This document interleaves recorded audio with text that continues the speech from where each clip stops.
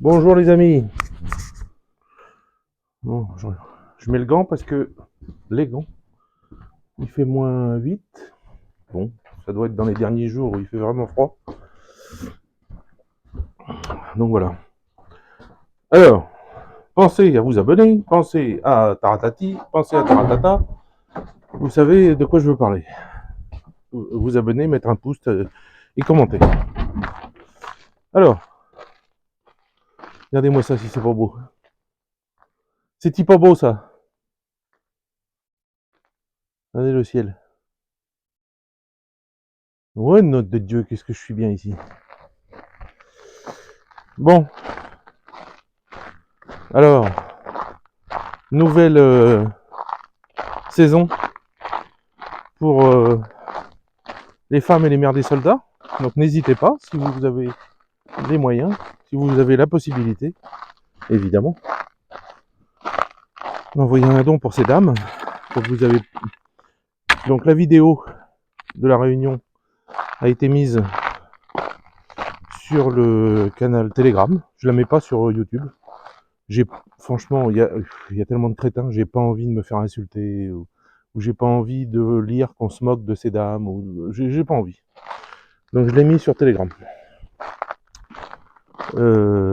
J'y ai rencontré donc un soldat qui est prêtre, qui connaît le père Vassili, qui est évêque ici, qui est français, enfin franco-russe maintenant, mon copain.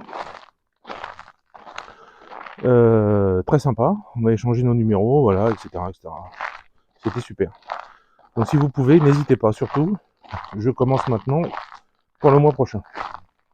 Et envoyez évidemment le message que vous voulez que je donne, il sera lu à ces dames, on leur donnera les documents, les papiers, avec tous vos messages, et elles les liront à leur fils, ou à leur mari, ou elles leur donneront, ou elles les encadreront. Je sais qu'il y en a qui les ont encadrés chez elles, vous voyez, parce que c'est important pour elles. Alors, aujourd'hui, de quoi est-ce que je vais-il donc vous parler? Eh bien, figurez-vous que j'avais envie de vous donner des éléments de langage, un peu des éléments de langage, vous dire un petit peu ce qui s'est passé exactement en Ukraine, chronologiquement.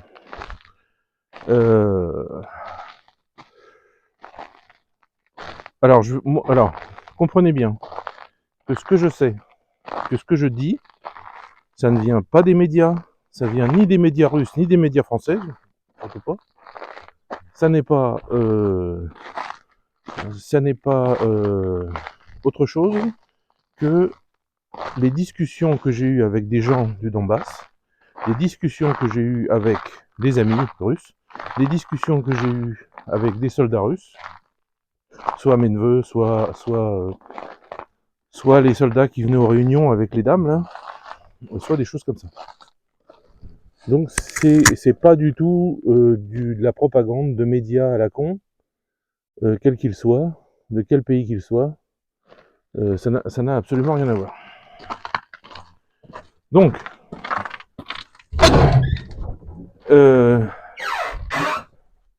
tout a commencé, alors je pourrais commencer depuis très très longtemps, mais je vais commencer au plus simple. On va commencer dans les années 2000. De 2000 à 2014, le Donbass, toute la région du Donbass, de la Crimée, bref, toutes les zones où les Ukrainiens parlaient russe, entre eux, dont la grand-mère de mon ex-femme, que j'ai visitée 2 fois, à côté de Slaviansk, et ben, ces gens ont vécu toutes ces années avec 1 heure d'électricité par jour. Je me rappelle, la grand-mère à ma femme, c'était de 10h à 11h. Donc elle pouvait pas partir, elle pouvait pas. Entre 10h et 11h, il fallait être là pour cuisiner, pour faire des trucs, quand c'était la saison, pour faire les bocaux, pour faire bouillir l'eau, pour faire bouillir l'eau pour la machine, pour laver à la main, parce qu'elle n'avait pas de machine à laver. Parce que l'électricité, c'est pareil, c'était pas tout le temps. Donc c'était qu'1 heure par jour, donc pas de machine à laver. etc., etc. Alors, rien, j'ai été au magasin. Mon ex-femme m'avait dit, va voir au magasin, tu vas te rendre compte comment ils sont traités. Et quand je suis allé au magasin, il n'y avait rien. C'était vide. Il y avait quelques bocaux qui se battaient en duel, des conserves de haricots, et c'est tout. Donc voilà comment vivaient les gens. Euh, pas parce qu'ils n'avaient pas d'argent, bref, pas pour plein de raisons que vous pouvez imaginer, mais parce que le gouvernement central n'envoyait que peu de choses dans ces régions. Alors, ça, c'était la vie entre 2000 et 2014. Ensuite, en 2014, il y a eu les accords de Minsk. Donc là, ça a fait suite à des répressions, ça a fait suite à des propos de Poroshenko, par exemple, qui a dit que les gens du Donbass, c'était des singes, c'était des animaux, qu'il fallait les traiter comme ça, et que ces gens, bientôt, vivraient dans les caves. Ça voulait dire, entre guillemets, qu'ils allaient attaquer, qu'ils allaient les bombarder, qu'ils allaient tout ça. Ensuite, l'armée ukrainienne s'est préparée. Alors, 10 000 soldats par an ont été formés par l'OTAN. Et oui, alors il faut qu'ils arrêtent de dire qu'ils ne sont pas responsables de rien. Hein. Donc 10 000 soldats par an ont été formés par l'OTAN. Et tout ce que je vous dis, c'est vérifiable. Hein. Vous pouvez le vérifier sur Internet. À partir de 2014, même avant d'ailleurs. Alors, entre 2014 et 2020, c'est là que ça a été le plus dur. Qu'est-ce qui s'est passé Dans le Donbass ont été basés ce qu'ils appelaient des bataillons de représailles. Donc le bataillon Azov, le bataillon, alors je crois qu'il y en a un qui s'appelait Kraken, peut-être, je crois, je suis pas sûr. Mais Azov, c'est sûr, c'était le plus médiatisé. Et d'autres de néo-nazis, ou pas, hein, mais de gens extrêmement violents, des bataillons de zinzin, quoi. Et ces bataillons avaient été en roue libre, c'est-à-dire que tous les chefs, c'était des néo-nazis convaincus, qui venaient de Lviv, par exemple, la ville où je vous ai déjà fait montrer une vidéo où actuellement c'est la fête toute la journée, ils ont des voitures à 600 000 euros, et la jeunesse de toute cette région ne va pas à la guerre, pendant que Macron, lui, veut envoyer nos jeunes à la guerre, pendant que ceux-là, ils font boîte de nuit jour et nuit. Parce que c'est le creuset, en fait, du néonazisme ukrainien. Donc, il ne faut pas les toucher. Donc, ces bataillons ont fait énormément de mal. Ils se sont comportés comme des sauvages. Ils ont maltraité les gens. Ils ont frappé les personnes âgées dans la rue. Si une grand-mère passait avec son cabas. Alors, ce que je vous dis, ça par contre, c'est pas du média. Hein. C'est ce que j'ai entendu de gens qui vivaient dans le Donbass. Une grand-mère passait avec son cabas, des soldats patrouillaient, le soldat avait envie d'avoir ce qu'il y avait dans le cabas, et ben il poussait la grand-mère, il prenait le cabas et il le gardait, quoi. Et la grand-mère, qu'est-ce que vous voulez qu'elle dise? Bon voilà, ça c'est bon. On va pas dire que c'est pas méchant parce que c'est quand même dégueulasse, mais c'est le moindre mal qu'ils ont fait. Ensuite, ont commencé à être arrêtées les jeunes femmes. Donc les jeunes femmes, elles devaient être jolies, jeunes, en bonne santé, et elles étaient interpellées par des groupes spéciaux de chacun de ces bataillons. Alors, ce que je vous dis, ça vient de la copine de ma femme, qui a sa cousine qui a vécu là-bas, qui vit maintenant ici, et qui nous a raconté tout ça. Donc les jeunes femmes étaient arrêtées, elles étaient placées dans les caves des QG de ces bataillons. Pensez bien en même temps que je vous dis ça que la France, l'Allemagne, l'Europe, l'OTAN, tout ça soutenait toutes ces choses-là, hein, et formait les soldats de ces bataillons. Hein. On est bien d'accord. Hein. Donc ils peuvent pas dire qu'ils n'étaient pas au courant. Hein. Donc ces femmes étaient arrêtées, elles étaient placées dans les caves, dans des pièces. Alors là où était cette jeune femme, c'était un long couloir avec, elle sait pas trop combien, deux, non pas deux, mais elle m'a dit 3, 4, 5 portes. Elle sait pas trop, elle a pas trop vu, puisqu'elle a vu qu'en arrivant, quoi. Après, elle était enfermée dans une des pièces. Dans ces pièces, il avait été fait une sorte de, mal fait, une sorte de tapisserie, un petit peu genre pour faire une chambre, alors que c'était une cave. Donc bon, ils ont fait une sorte d'aménagement de ces pièces. Et, et en fait, il y avait un lit. Alors les lits russes, les lits d'époque soviétique, c'est des lits avec des ressorts en métal qui sont le matelas en fait. Donc c'était des lits comme ça. Donc quand vous vous asseyez dessus, j'en ai un ici moi, où ça fait boing, boing, boing, ça fait comme ça, vous voyez. Donc c'est ça qu'il y avait. Avec des montants au bout, comme on avait quand on était gosse, vous savez, quand on allait en colonie ou des choses comme ça, des montants en fer au bout, au pied et puis à la tête. Et elle était attachée avec une menotte à... Alors soit une menotte, soit une corde, elle disait, ça dépendait de qui l'attachait à ce truc, et à ce montant. Et tous les matins, il y avait une capot, une femme soldat, armée, et avec une matraque, qui rentrait dans la pièce, et qui l'obligeait à s'habiller sexy, à se maquiller, à se coiffer, etc. Ce qu'elle avait absolument pas envie de faire, évidemment, vous imaginez.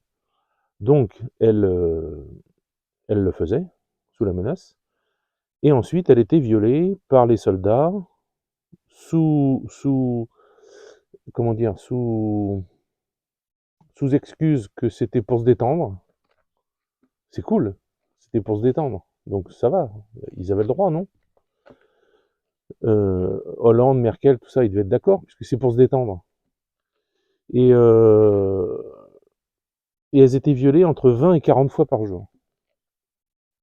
Alors, la Vopo, là, elle venait, la Capo, là, elle venait surveiller dans la journée si l'autre, elle était pas trop dépenaillée, mal coiffée, puis elle la réobligeait à se recoiffer, à se réhabiller. Bon, bref, elle se faisait tringler 20 fois par jour, 30 fois par jour, 4 fois, 40 fois par jour, des fois. Au pire, ça a été 40 fois par jour. C'était pour que les soldats se détendent. Et pas que les soldats, hein, la hiérarchie aussi. Hein. Donc, un jour, il y a une des filles des autres chambres qui a réussi à se libérer, je sais pas comment, elle sait pas, qui s'est sauvée, et en passant, elle a essayé d'ouvrir les autres portes, et quand elle est passée, et les autres portes étaient fermées, mais la sienne était restée ouverte, et puisqu'elle était attachée au lit, la personne n'a pas jugé utile de fermer la porte, et elle a ouvert la porte comme ça, elle a regardé, et elle lui a dit va-t'en, et elle est partie, et elle l'a jamais revue évidemment. Donc elle a sauté sur l'occasion, elle a réussi à se détacher, parce que c'était une corde ce jour-là, elle a réussi à se détacher, et je ne vais pas demander comment d'ailleurs, tiens, je sais pas. Et elle a réussi à se détacher, et elle est partie, c'était la nuit, elle est partie, elle s'est tirée, et la première chose qu'elle a fait, c'est qu'elle était vers les lignes russes, elle s'est cachée dans un trou, et quand le matin est arrivé, parce qu'elle voulait pas y aller de nuit, elle voulait pas se faire tuer de nuit, quoi, parce que les autres savaient pas qui arrivait de nuit, le matin, elle a pris un morceau de tissu blanc qu'elle a trouvé, elle a pris un bâton, elle a fait ça, elle a été vers les lignes russes, et elle a dit aux Russes de l'emmener, et depuis, elle vit en Russie, quoi, voilà. Donc on lui a donné un appartement, donné, hein, vous entendez bien, comme à presque tous les Ukrainiens qui sont venus réfugier ici. On leur a, je vais prendre l'exemple de ceux qui sont partis à Kazan, parce que ça je le sais. Kazan a organisé en 2013 les Universiades. C'est ce qui a changé la ville un peu, quoi. C'est là qu'ils ont commencé à recevoir beaucoup de subventions de Moscou, et ils ont réparé les routes, les bâtiments, créé plein de trucs, des trucs de sport, tout ça. Enfin, Kazan a commencé à changer ce jour-là. Et, et ils ont construit des immeubles avec des studios, on va dire, un peu grands studios, c'est-à-dire c'était une pièce, plus des toilettes, plus une salle de bain, parce que je les avais visités moi. Et c'était pour les étudiants du monde entier qui sont venus aux universiades, c'est les Jeux Olympiques des universités en fait. Donc, une fois que ça a été construit, voilà quoi, c'était là. Et puis, ça servait à rien quoi, après. Enfin, ils en faisaient rien. Donc ils ont donné ça aux Ukrainiens. Donné. Vous entendez bien, ils ont donné. Pensez quand je vous parle à est-ce que la France elle ferait un truc comme ça? Ben non. Ensuite, le président tatar, alors de ce que je me souviens, a demandé à des entrepreneurs, à des sortes comme des oligarques, on va dire, enfin des mecs très riches, de se débrouiller et de créer une usine près de cet endroit, pour eux, pour donner du travail à ces gens. Donc il a été créé une très grande usine de textile. Et tous ces gens travaillent dans cette usine de textile. Voilà. Est-ce que la France ferait ça pour si les Belges étaient, si les, si les Hollandais attaquaient la Belgique pour que les Belges qui parlent français soient massacrés et puis qui fuient vers la France, est-ce qu'on s'occuperait d'eux comme ça? Non, évidemment. Donc voilà, donc ça c'est ce qui s'est passé. Ensuite, il y a eu des épisodes.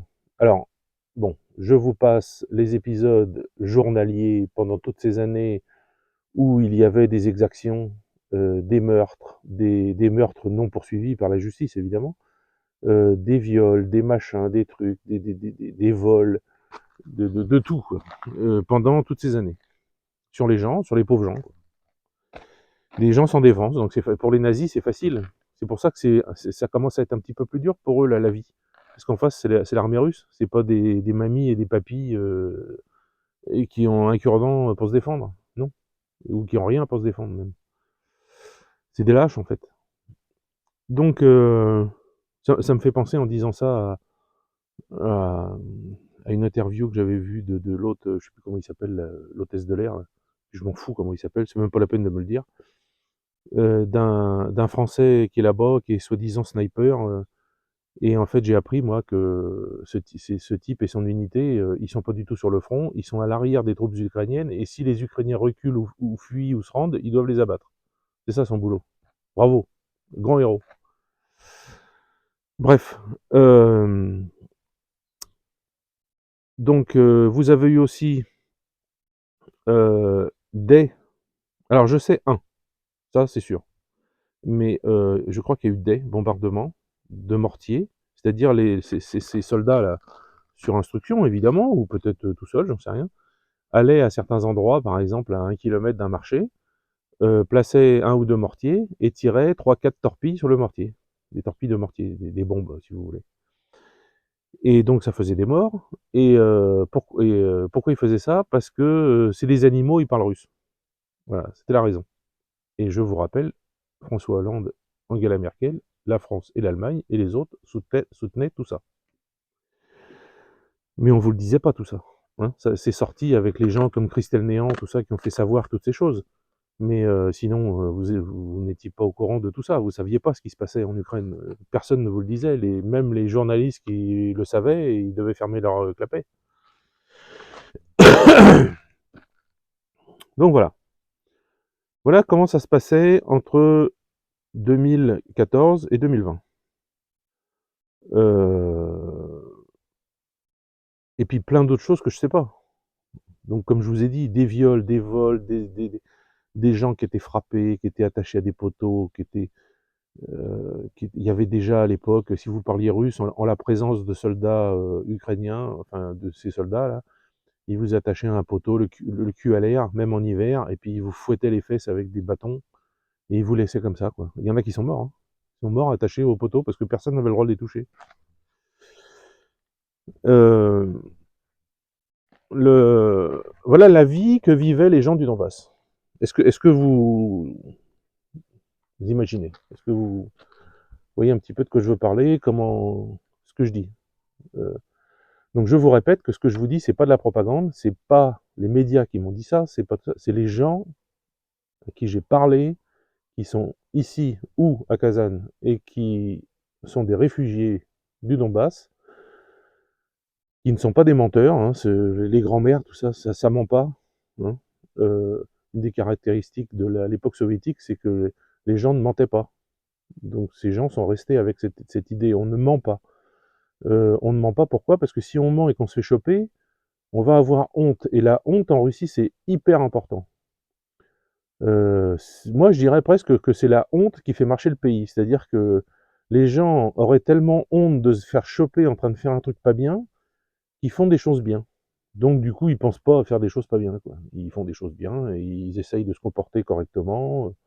On vole pas, on ment pas, on n'insulte pas. Enfin, quoi que si, quand ils ont des accidents de bagnole, si. Mais ça, c'est normal. C'est les nerfs. Et, euh, et bref. Bon, vous voyez ce que je veux dire.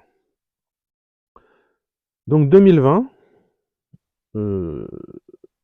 alors, pendant cette période, évidemment que la Russie savait tout ce qui se passait, et pendant toute cette période, le président russe a demandé un nombre incalculable de fois à la France, à l'Allemagne et à autres, à l'OTAN, à tout ce que vous voulez, de faire cesser ce genre de choses. Euh, c'est ce qu'il faut comprendre, et contrairement à ce qu'on vous dit, la Russie, Poutine a pas été chié le 22 février, je crois que c'est le 22 ou 21 ou 22 février 2022, et puis en sortant des chiottes, ah bah, allez putain, je vais aller attaquer l'Ukraine. Non, c'est pas ça. C'est ce qu'on vous dit, ça. C'est faux, c'est archi faux. Il a demandé pendant des années, par le biais des ambassadeurs, par le biais de tout ça, à ce que ce génocide, parce qu'il y a il y a quand même eu 15 000 morts, c'est pas rien, parce que 15 000 morts pour des raisons idéologiques, pour des raisons de tu parles pas comme moi, pour des raisons de t'es pas comme moi, tout ça, c'est bien un génocide. Hein, bon, c'est pas le Rwanda avec tout ça qui en a tué des millions, d'accord, mais ça s'appelle la même chose. Hein. Ça s'appelle un génocide. Donc, après avoir demandé, les services russes, les satellites, tout ce que vous voulez, se rendent compte, alors je crois que c'est en octobre 2021, je crois, que l'armée russe se, se masse, parce qu'il y a eu il y avait eu depuis 2014, depuis je sais plus quand, il y avait eu la rébellion quand même au Donbass. Hein. Les soldats, les hommes avaient pris les armes et résistaient à l'armée ukrainienne. Qu'est-ce que vous vouliez qu'ils fassent d'autre? Il fallait pas, ils pouvaient pas continuer à se laisser marcher dessus comme ça.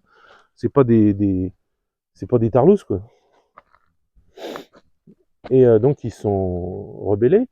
Je me souviens à l'époque, j'avais vu une vidéo où ils avaient même remis en route un un vieux tank.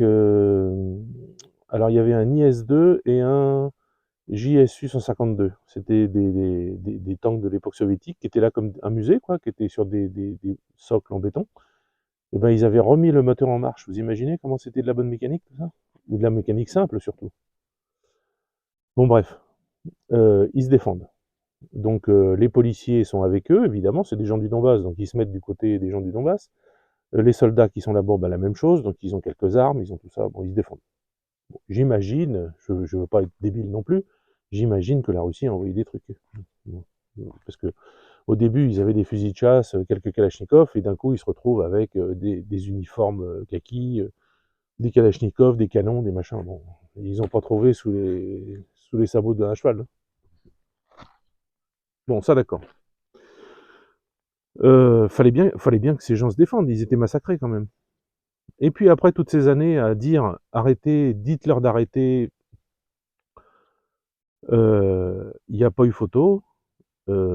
Poutine a pris l'occasion rêvée qu'on lui a donnée, parce que c'est l'OTAN qui lui a donné cette occasion, euh, de faire reculer les éventuelles futures bases américaines et missiles nucléaires américains peut-être auraient été installés en Ukraine pour attaquer la Russie, pour le jour où les États-Unis se décideraient d'attaquer les Russes, puisque c'était le but, c'est puisque vous entourez la Russie avec des missiles, avec des roquettes, avec des machins nucléaires, avec tout ça, c'est pour faire quoi?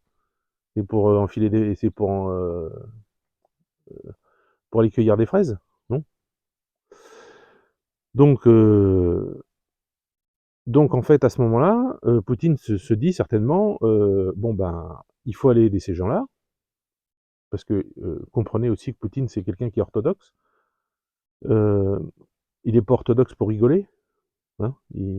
Sinon, il ferait pas tout ce qu'il fait dans les églises, les machins, tout ça. Il ferait pas du flan comme ça, juste pour ça. Donc, il, il- il est orthodoxe. Ces gens sont orthodoxes. Les Serbes sont orthodoxes. Les Grecs aussi le sont.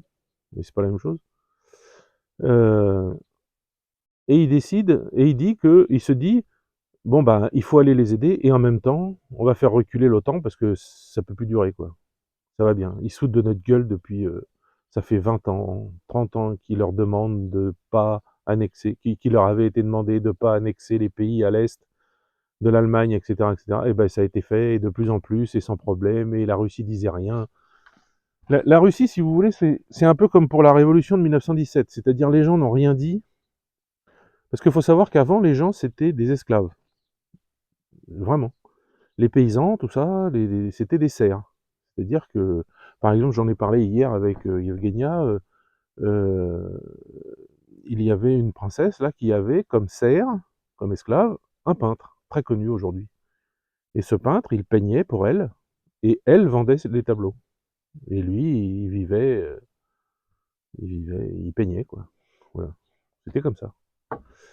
Donc la révolution de 1917, il y en avait déjà eu une avant, mais celle de 1917, elle a été faite par tous ces gens. Il y en avait marre un peu quoi, je pense. Bon bref, je vous disais donc voilà, donc Poutine décide de rentrer en Ukraine pour sauver tous ces gens. Donc vous voyez tout ce que je viens de vous dire là, euh, qui est documenté, hein, enfin documenté. Non, j'ai pas de document, mais les gens m'ont parlé à moi. J'ai pas entendu ça de quelqu'un qui m'a dit que. Non, j'ai vu ces gens, je leur ai posé des questions. Elena a traduit sans problème. Ils m'ont raconté les larmes aux yeux, etc. Les gens mentent pas quand ils pleurent, hein. Donc vous voyez que tout ce que je suis en train de vous dire là, ça n'a rien à voir avec le narratif qu'on vous balance chez vous. C'est pas, on vous dit en permanence comme si on utilisait ça pour vous le foutre dans la tête. Poutine a envahi l'Ukraine en 2022. Poutine a envahi. On vous dit ça toutes les 2 minutes. Bah oui, mais en réalité c'est faux. Poutine il a envahi rien du tout. Poutine il est venu aider des gens. Il est venu aider des gens que vous avez. Alors, quand je dis vous, hein, vous savez de quoi je veux dire, ce que je veux dire. Pas vous qui m'écoutez peut-être, mais vous les autres débiles. Le gouvernement, tout ça, Macron, Hollande, Sarkozy, tout ça. Vous, ces gens, vous les avez abandonnés. Voilà. Vous faisiez, vous, homme politique français, faisiez tout un pataquès euh, alors qui était du flanc en fait. C'est là qu'on se rend compte que c'était juste du flanc. Quoi. Vous en avez rien à foutre. D'un pays d'Afrique qui en attaque un autre, oulala, il tue tout le monde, de la Yougoslavie, oulala, c'est horrible, c'est horrible. Et quand vous avez 15 000 personnes qui sont tuées en 6 ans, pour des raisons idéologiques, pour des raisons qui ne parlent pas la même langue, pour des raisons... Hein, il y a un pivert, tiens, qui commence son travail. C'est bon, il a arrêté. Euh, vous l'entendez? le, comment dire, le, l'idéologie qui a tué tous ces gens parce qu'ils parlaient russe, parce qu'ils n'étaient pas comme ces espèces de nazis à la con. Parce qu'il faut voir comment ils sont, les mecs. Ils sont tatoués de A à Z. D'ailleurs, c'est tellement con d'avoir fait ça que quand ils sont chopés ou prisonniers ou tout ça, ben, bah, les Russes, ils les mettent à part, hein. Déjà à poil. Et puis si vous êtes couvert de croix gammées et tout ça, bon bah, vous allez pas au même endroit, quoi. Vous allez dans une prison. Peut-être en Sibérie, ou alors, moi j'ai toujours dit, ce qu'il faudrait faire avec ces gens-là, comme les racailles en France, il faudrait les mettre dans des prisons en Antarctique, ou en Arctique, peu importe, leur donner un seau, faire remplir avec de l'eau, et aller jeter cette eau sur les glaciers pour reconstituer les glaciers. Voilà. Ça devrait être leur travail principal. Je pense que s'ils font ça pendant 30 ou 40 ans, quand ils reviendront à la civilisation, ils auront une autre idée que de faire des conneries et d'y retourner. Ça, c'est mon idée, hein. Bon voilà, mais j'y tiens cette idée. Si un jour je suis dictateur, eh ben, je mettrai ça en marche. Pour l'instant, je suis dictateur de ma maison. Et encore, je suis pas trop dictateur, je suis plutôt gentil dictateur les animaux. Alors voilà, donc j'ai essayé de vous expliquer, avec mes mots, avec les choses que je connais, ce qui s'est passé depuis 2014, ce pourquoi les gens se battent, ce pourquoi les gens se défendent. Pourquoi Poutine? Alors Poutine a fait presque 100% hein, dans les pays, dans le Donbass et dans le Crimée. Hein. Donc rappelez-vous, quand vous voyez qu'il a fait 100% là, alors qu'il y avait des observateurs de 100 pays hein, qui étaient là. Hein. Rappelez-vous quand vous avez dit que pour la Crimée, les gens avaient été votés avec un soldat de chaque côté. Bon bah non, en fait non, tout faux. La preuve, ils ont tous voté Poutine. Parce que depuis qu'il y a Poutine, ils vivent bien mieux. Le tourisme, les commerces sont pleins, Alors, il y a une chose que la Russie fait, que je suis persuadé à 1 milliard de pourcents que les Européens ou la France ne feraient pas s'ils étaient dans la même situation. Tous les pays qui ont été annexés, les gens, les personnes âgées par exemple, ont été à l'administration, ça a duré plusieurs mois, et ont donné les documents de ce qu'ils ont fait dans leur vie, où ils travaillaient à l'époque soviétique par exemple, qu'est-ce qu'ils faisaient, tout ça. Et avec ça, ils ont eu le droit à la même retraite que les Russes. Ils ont eu la retraite normale. Et pas quelques grivenets comme ils avaient quand c'était l'Ukraine. Ils avaient le droit à rien. Je me rappelle, la mère de mon ex-femme, elle m'avait montré ses médailles. Elle avait plein de médailles. Les Russes ont plein de médailles souvent parce que, par exemple, elle a eu une médaille de commémoration de la victoire 1945. Et ensuite, tous les 10 ans, je crois, on reçoit une nouvelle médaille. Pour les 10 ans, pour les 20 ans, pour les 30 ans, pour les 40 ans, etc. Donc elle avait plein de médailles. Et pour ces médailles, normalement, il y a des petits sous qui vont avec. Et ben l'Ukraine donnait rien du tout, en fait. Et ben si elle avait été encore vivante, parce qu'elle est décédée, si elle avait été encore vivante, elle aurait aujourd'hui l'argent de ces médailles et une pension, parce qu'elle était maçon. Une petite dame toute courbée avec 2 bâtons pour marcher, tellement son dos était cassé. Elle avait été maçon à l'époque soviétique toute sa vie. Elle avait construit sa maison d'ailleurs, qui était en briques. Des gens incroyables, quoi. Donc voilà, j'ai essayé de vous expliquer un petit peu ce qui s'est passé. Je sais pas si ça sert à quelque chose que vous envoyez cette vidéo aux gens qui vous disent que c'est pas vrai, aux gens qui vous disent que vive l'Ukraine, que l'Ukraine c'est formidable, que alors ils vous disent pas le nazisme c'est formidable, mais malheureusement c'est ce qu'il y a là-bas. Euh, et puis ah oui, une chose pour finir, quand on dit le nazisme, on parle pas d'antisémitisme, d'accord?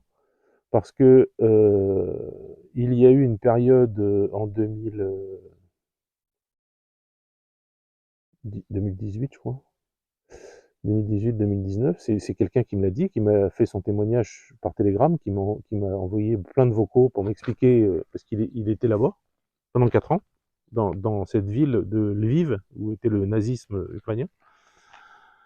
Est venu un homme très très très très important d'Israël, très très connu, qui est venu avec des gens très riches, et ces gens très riches ont investi en Ukraine. On a acheté des terres, on a acheté ci, on a acheté ça, on donnait de l'argent, voilà. Et à partir de ce jour, tous les nazis de cette ville-là, de Lviv, les chefs, évidemment, ont demandé d'arrêter d'être antisémites. Donc ils étaient que russophobes. C'est-à-dire ils se sont sans problème, hein, donc ça veut dire que leurs idées, c'est de la merde. Sans problème, ils se sont dirigés de antisémites à russophobes. Enfin, antisémites et russophobes, ils se sont dirigés à russophobes uniquement. Ils étaient plus antisémites. Euh, Pourquoi je vous dis ça? Parce que cette chose amène à la fin à Zelensky, juif, président de l'Ukraine. Sans problème. Ça les dérange pas. Et donc au début, je ne sais pas si vous vous rappelez, mais on vous disait en France, il n'y a pas de nazis en Ukraine. D'ailleurs, la preuve, le président est juif. Bah oui, il est juif, mais ça n'a rien à voir. Donc voilà, je vous ai expliqué en 2 mots là pourquoi.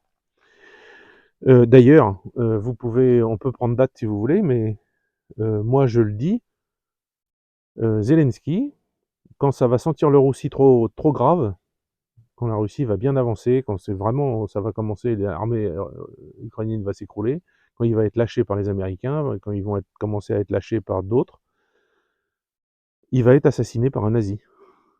Je sais pas qui, mais un nazi qui ne va pas supporter que son idéologie nazie qu'il a depuis qu'il est né, qui est tout pour lui, va disparaître parce que à cause du juif, à cause du président juif en fait. Vous voyez, ça va revenir.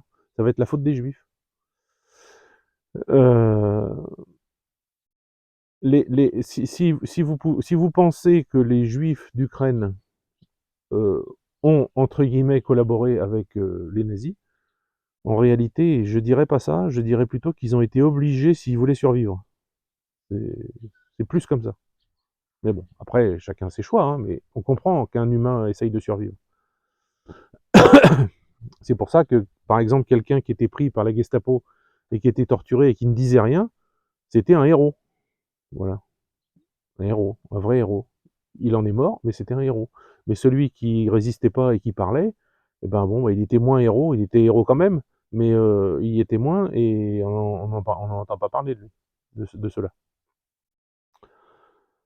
Donc voilà, j'espère que je vous ai fait comprendre plein de choses. S'il y a une vidéo de ma chaîne qui doit être vue, je pense que c'est celle-là. Je pense qu'elle est vachement importante.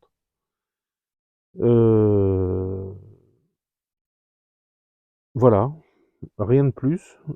J'ai rien qui me revient à l'esprit de ces choses-là. Euh, toujours ça a fait rigoler beaucoup de gens que la dernière fois j'ai parlé de je sais plus quoi d'ailleurs, de trou de balisme, en parlant du gouvernement français, je crois. Alors on pourrait dire aussi la trop de balisation des esprits, c'est ce qui se passe. C'est ça qu'on essaye de vous... En fait, en essayant d'expliquer aux enfants dans les écoles à partir de 5 ans qu'il faut vivre et jouir de son trou de balle, c'est ça? C'est la trop de balisation des esprits.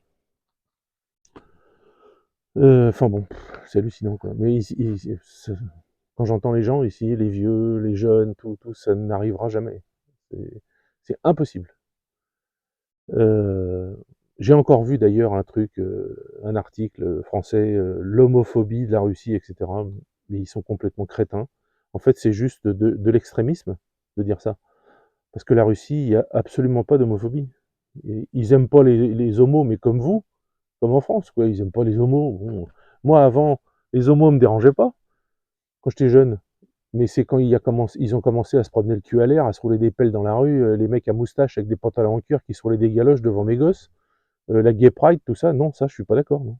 Ça, niet. Après, qu'ils s'enfilent à la maison, dans leur appart ou chez eux, qui se comportent comme des gens normaux, quoi, comme des hétéros, bon, bah ouais, pourquoi pas. Et ben la Russie, c'est ça.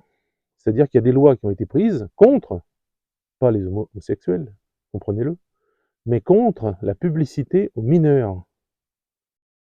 C'est ça la loi russe. Elle dit qu'il est interdit de faire la publicité de l'homosexualité ou de choses comme ça, ou des trucs LGBT, ou je ne sais pas exactement comment c'est dit dans le texte, aux mineurs. Aux mineurs. Pas quand vous avez 18 ans, Poutine l'a encore dit il n'y a pas longtemps, un Russe qui a 18 ans, il fait ce qu'il veut chez lui. Il n'y a pas de problème. Mais il ne va pas dans la rue le cul à l'air. Non, il ne fait pas ça. Voilà.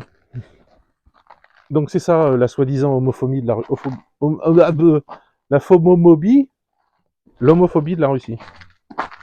La phomomobie de la Russie, ouais, c'est rigolo ça, tiens. C'est phomophobe. Bon bref. Alors, moi je suis en attente en fait, je viens plusieurs fois par jour parce que les gonzesses là, les petites gonzesses qui sont là, elles vont avoir des bébés bientôt. Ça va Jojo? Ça va ma fille? C'est pas sorti? Oh si, c'est sorti.